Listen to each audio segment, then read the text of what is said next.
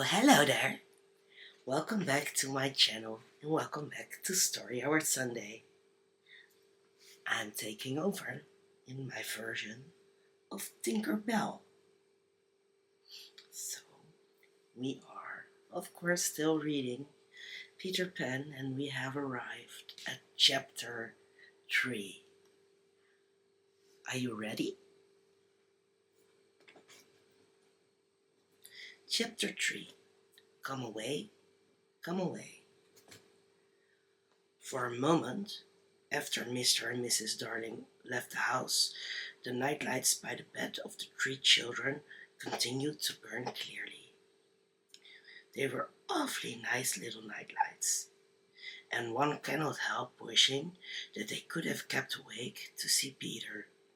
But Wendy's light blinked and gave such a yawn that the other 2 yawned also, and before they could close their mouths, all the 3 went out. There was another light in the room now, 1,000 times brighter than the night lights. And in the time we have taken to say this, it has been in all the drawers in the nursery, looking for Peter's shadow. Rummaged the wardrobe and turned every pocket inside out. It was not really a light.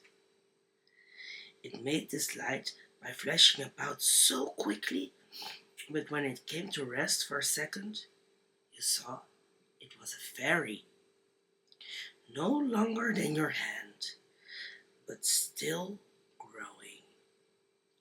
It was a girl called Tinkerbell, exquisitely gowned in a skeleton leaf, cut low and square, through which her figure could be seen to the best advantage. She was slightly inclined to embonpoint. A moment after the fairy's entrance, the window was blown open by the breathing of the little stars, and Peter dropped in. He had carried Tinkerbell part of the way, and his hand was still messy with the fairy dust. "Tinkerbell," he called softly, after making sure that the children were asleep. "Tink, where are you?" She was in a jug for the moment, and liking it extremely. She had never been in a jug before. "Oh, do come out of that jug and tell me, do you know where they put my shadow?" The loveliest tinkle as of golden bells answered him. It is the fairy language. You ordinary children can never hear it. But if you were to hear it, you would know that you had heard it once before. Tink said that the shadow was in the big box. She meant the chest of drawers, and Peter jumped at the drawers, scattering their contents to the floor with both hands, as kings toss up pans to the crowd. In a moment he had recovered his shadow, and in his delight he forgot that he had shut Tinkerbell up in the drawer. If he thought at all, but I don't believe he ever thought, it was that he and his shadow, when brought near each other, would join like drops of water, and when they did not, he was appalled. He tried to stick it on with soap from the bathroom, but that also failed. A shudder passed through Peter, and he sat on the floor and cried. His sobs woke Wendy, and she sat up in bed. She was not alarmed to see a stranger crying on the nursery floor. She was only pleasantly interested. "Boy," she said cautiously, "why are you crying?" Peter could be exceedingly polite also, having learned the grand manner at fairy ceremonies, and he rose and bowed to her beautifully. She was much pleased and bowed beautifully to him from the bed. "What's your name?" he asked. "Wendy Moira Angela Darling," she replied with some satisfaction. "What is your name?" Peter Pan. She was already sure that he must be Peter, but it did seem a comparatively short name. Is that all? Yes, he said rather sharply. He felt for the first time that it was a shortish name. I'm so sorry, said Wendy Moira Angela. It doesn't matter, Peter gulped. She asked where he lived. Second to the right, said Peter, and then straight on till morning. What a funny address. Peter had a sinking. For the first time he felt that perhaps it was a funny address. No, it isn't, he said. I mean, Wendy said nicely, remembering that she was hostess. Is that what they put on the letters? He wished she had not mentioned letters. Don't get any letters, he said contemptuously. But your mother gets letters. Don't have a mother, he said. Not only had he no mother, but he had not the slightest desire to have one. He thought them very overrated persons. Wendy, however, thought at once that she was in the presence of a tragedy. Oh, Peter, no wonder you were crying, she said, and got out of bed and ran to him. I wasn't crying about mothers, he said rather indignantly. I was crying because I can't get my shadow to stick on. Besides, I wasn't crying. It has come off. Yes.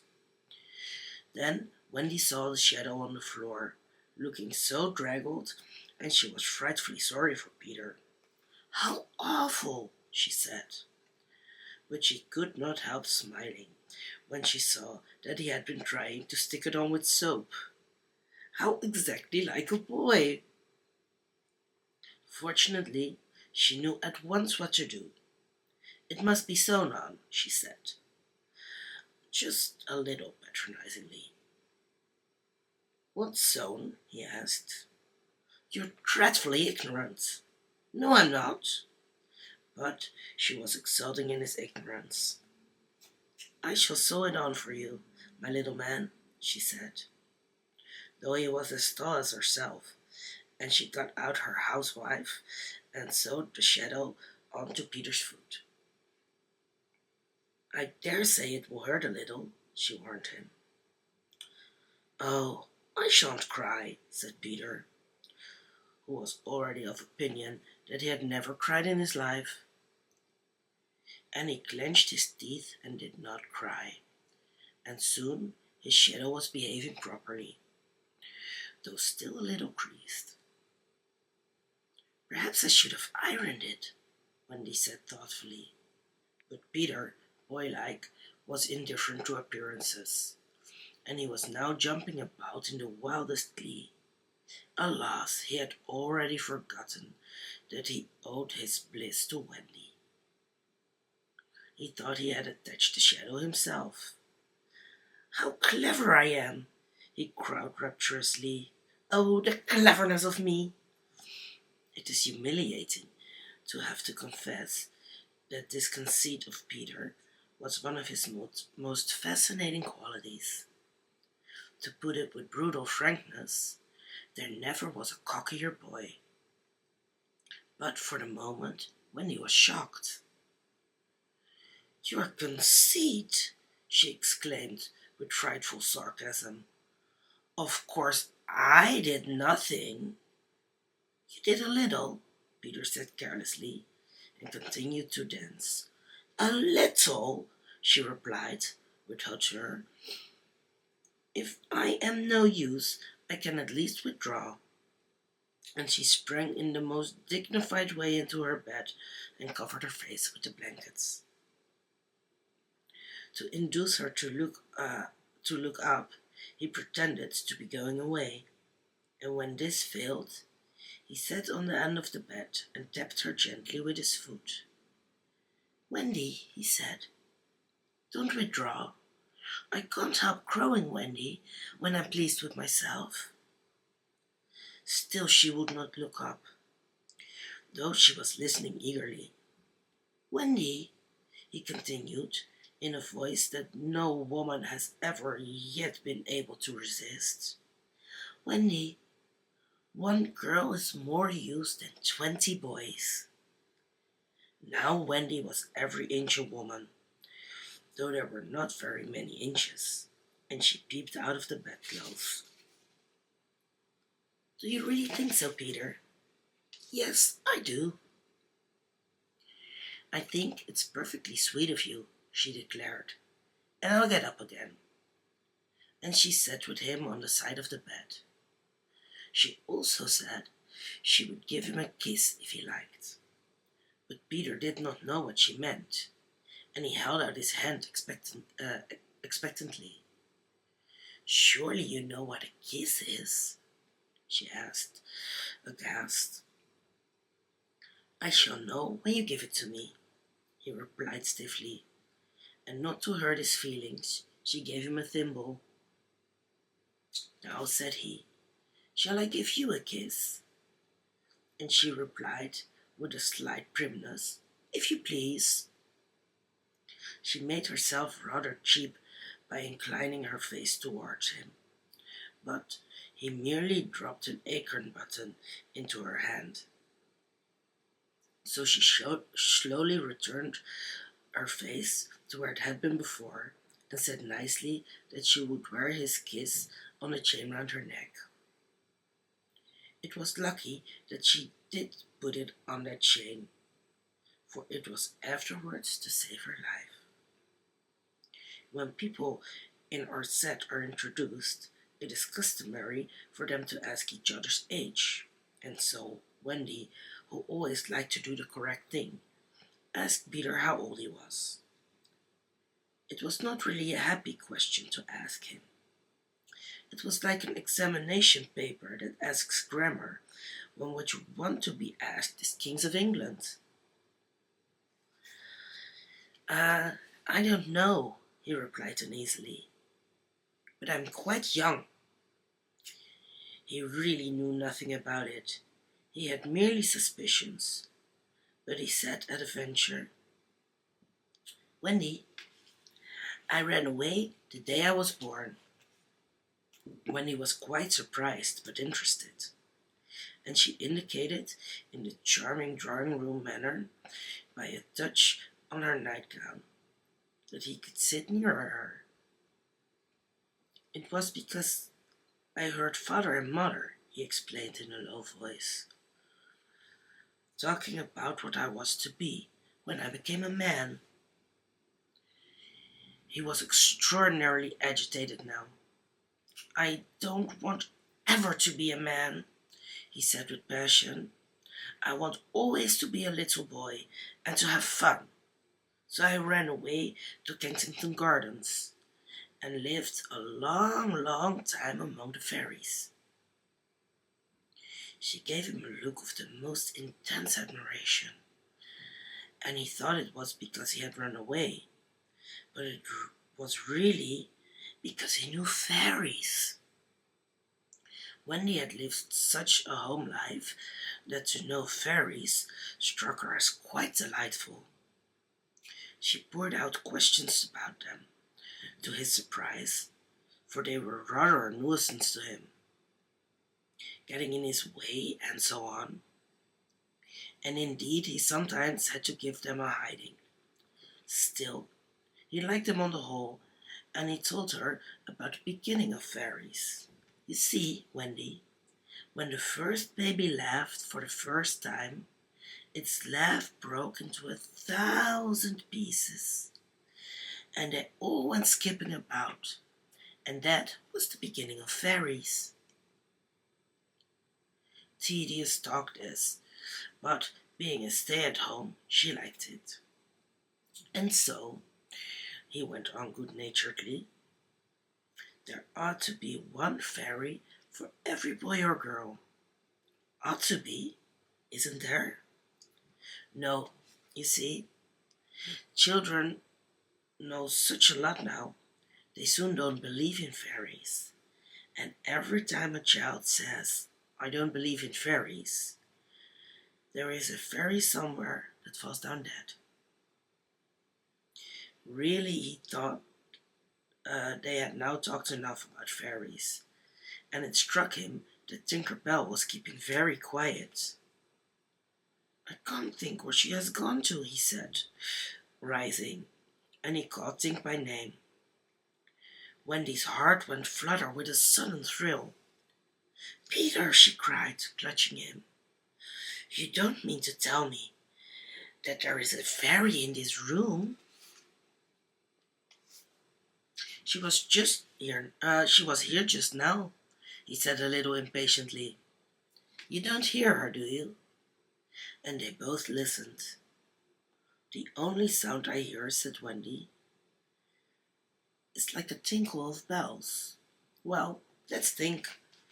That's the fairy language. I think I hear her too. The sound came from the chest of drawers, and Peter made a merry face. No one could ever look quite so merry as Peter. And the loveliest of gurgles was his laugh.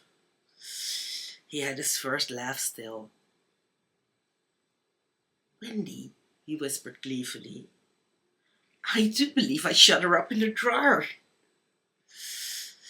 He let poor Tink out of the drawer, and she flew about the nursery, screaming with fury. You shouldn't say such things, Peter retorted. Of course I'm very sorry, but how could I know you were in the drawer? Wendy was not listening to him. Oh, Peter, she cried. If she would only stand still and let me see her. They hardly ever stand still, he said. But for one moment, Wendy saw the romantic figure come to rest on the cuckoo clock. Oh, the lovely, she cried, though Tink's face was still distorted with passion. Tink, said Peter amiably, this lady says she wishes you were her fairy. Tinkerbell answered insolently. What does she say, Peter? He had to translate. She is not very polite. She says you are a great ugly girl, and that she is my fairy. He tried to argue with Tink. You know you can't be my fairy, Tink, because I'm a gentleman and you are a lady. To this, Tink replied in these words, You silly ass, and disappeared into the bathroom.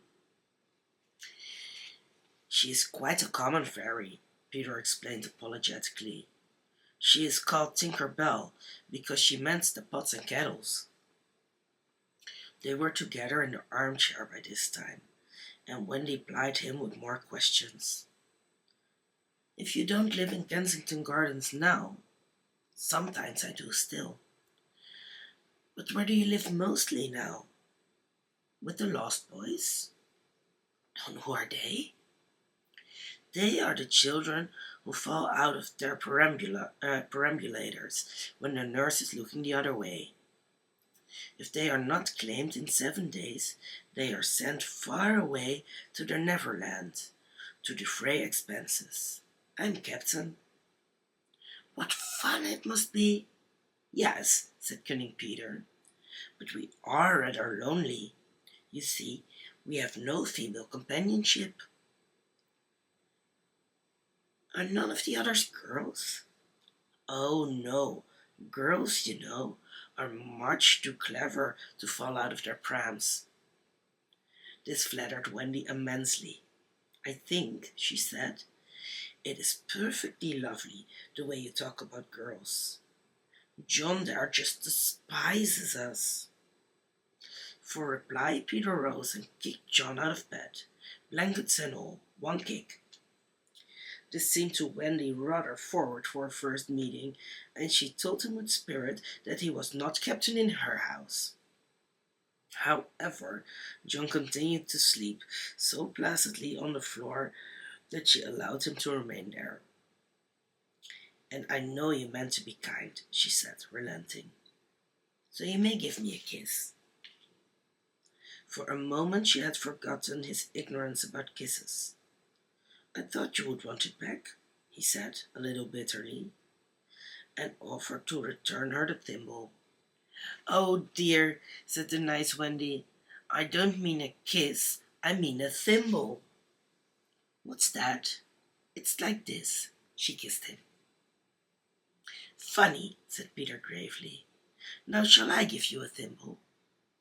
If you wish to, said Wendy, keeping her head erect this time. Peter thimbled her, and almost immediately she screeched. What is it, Wendy?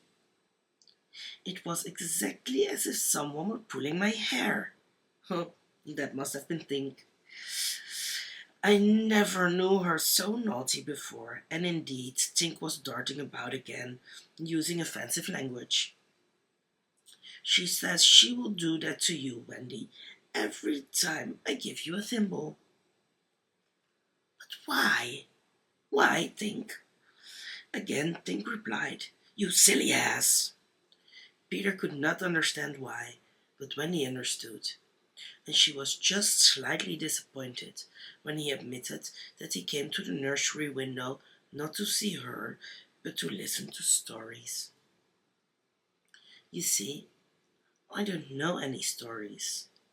None of the Lost Boys know any stories. How perfectly awful, Wendy said. Do you know, Peter asked, why swallows build in the eaves of houses? It is to listen to the stories. Oh, Wendy, your mother was telling you such a lovely story. Which story was it? About the prince who couldn't find the lady who wore the glass slipper. Peter, said Wendy excitedly, that was Cinderella, and he found her, and they lived happy ever after. Peter was so glad that he rose from the floor where they had been sitting and hurried to the window. Where are you going? She cried with misgiving. To tell the other boys. Don't go, Peter, she entreated. I know such lots of stories. Those were her precise words, so there can be no denying that it was she who first tempted him. He came back, and there was a greedy look in his eyes, now, which ought to have alarmed her, but did not. Oh, the stories I could tell to the boys, she cried. And then Peter gripped her and began to draw her towards the window. Let me go, she ordered him. Wendy, do come with me and tell the other boys. Of course she was very pleased to be asked, but she said, Oh dear, I can't. Think of Mommy. Besides, I can't fly. I'll teach you. Oh, how lovely to fly. I'll teach you how to jump on the wind's back, and then away we go. Ooh, she exclaimed rapturously. Wendy, Wendy, when you are sleeping in your silly bed, you might be flying about with me saying funny things to the stars. Ooh, and Wendy, there are mermaids. Mermaids with tails? Such long tails. Oh, cried Wendy, to see a mermaid. He had become frightfully cunning. Wendy, he said, how we should all respect you. She was wriggling her body in distress. It was quite as if she were trying to remain on the nursery floor. But he had no pity for her. Wendy, he said, the sly one, you could tuck it in at night. Ooh. None of us had ever been tucked in at night. Ooh, and her arms went out to him. And you could darn our clothes and make pockets for us. None of us has any pockets. How could she resist? Of course, it's awfully fascinating, she cried. Peter, would you teach John and Michael to fly too? If you like, he said indifferently. And she ran to John and Michael and shook them. Wake up, she cried. Peter Pan has come, and he is to teach us to fly. John rubbed his eyes. "Then I shall get up," he said. Of course, he was on the floor already.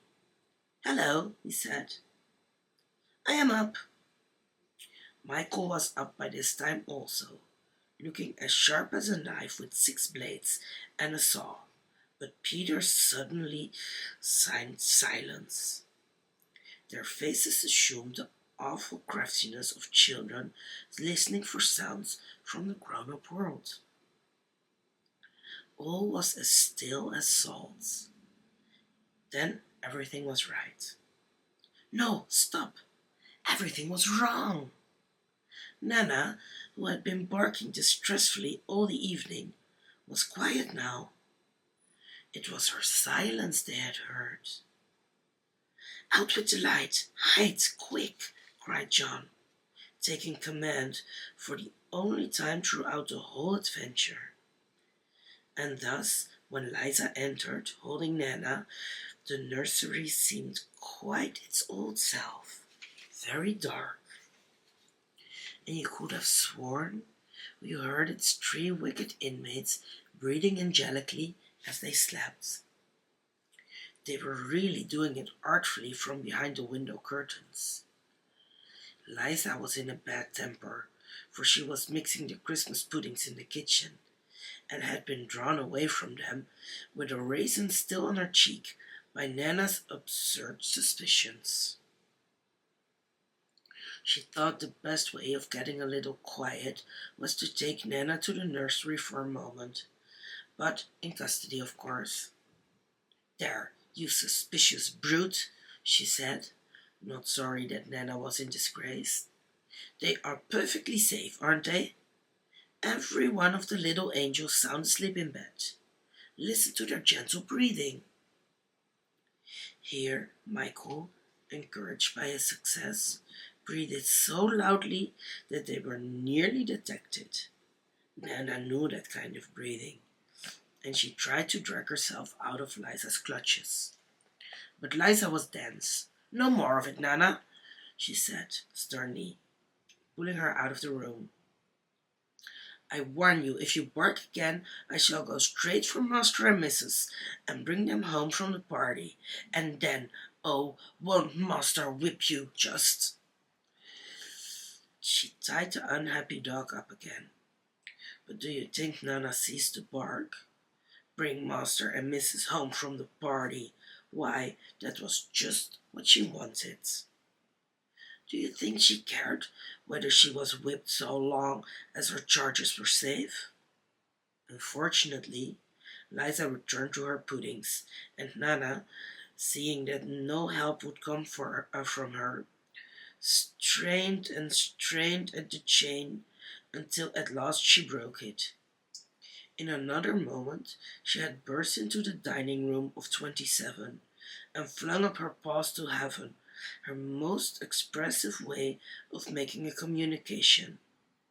Mr. and Mrs. Darling knew at once that something terrible was happening in their nursery, and without a goodbye to their hostess, they rushed into the street.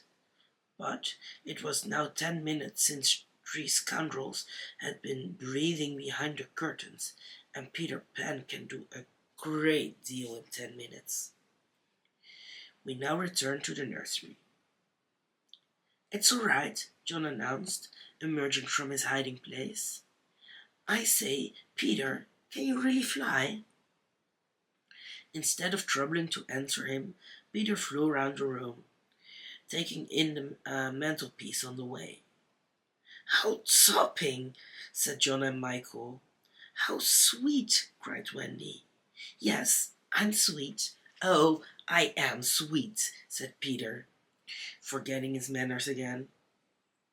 It looked delightfully easy, and they tried it first from the floor and then from the beds, but they always went down instead of up.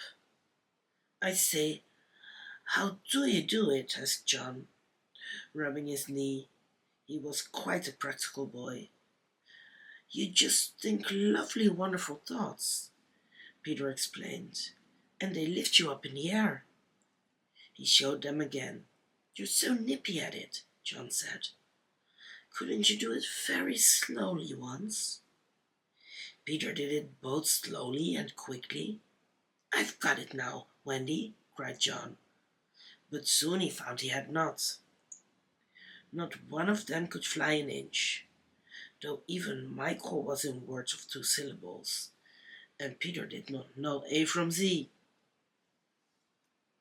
Of course, Peter had been trifling with them, for no one can fly unless the fairy dust has been blown on him. Fortunately, as we have mentioned, one of his hands was messy with it, and he blew some on each of them, with the most superb results. Now, just wriggle your shoulders this way, he said, and let go. They were all on their beds, and gallant Michael let go first. He did not quite mean to let go, but he did it. And immediately he was borne across the room. I flew, he screamed, while still in midair. John let go and met Wendy near the bathroom. Oh, lovely! Oh, ripping! Look at me! Look at me! Look at me! They were not nearly so elegant as Peter. They could not help kicking a little, but their heads were bobbing against the ceiling, and there's almost nothing so delicious as that. Peter gave Wendy a hand at first, but had to desist. Tink was so indignant. Up and down they went, and round. Heavenly was Wendy's word.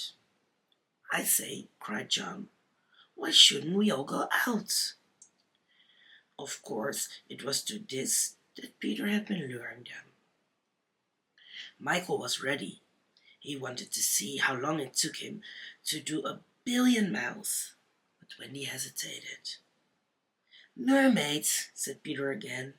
Ooh, and there are pirates. Pirates, cried John, seizing his Sunday hat. Let us go at once. It was just at this moment that Mr. and Mrs. Darling hurried with Nana out of 27. They ran into the middle of the street to look up at the nursery window, and yes, it was still shut, but the room was ablaze with light, and most heart-gripping sight of all, they could see, in shadow of the curtain, 3 little figures in night attire circling round and round, not on the floor, but in the air. Not 3 figures, 4. In a tremble, they opened the street door. Mr. Darling would have rushed upstairs, but Mrs. Darling signed to him to go softly. She even tried to make her heart go softly. Will they reach the nursery in time? If so, how delightful for them, and we shall all breathe a sigh of relief. But there will be no story. On the other hand, if they are not in time, I solemnly promise that it will all come right in the end. They would have reached the nursery in time had it not been that the little stars were watching them. Once again the stars blew the window open, and that smallest star of all called out, Cave, Peter! Then Peter knew that there was not a moment to lose. Come, he cried imperiously, and soared out at once into the night, followed by John and Michael and Wendy. Mr. and Mrs. Darling and Nana rushed into the nursery too late. The birds were flown. Oh my, that was chapter 3. We are well away on our adventure, and what will happen next week when we read chapter 4? Make sure to give this video a thumbs up, subscribe to this channel to follow this story and all other videos.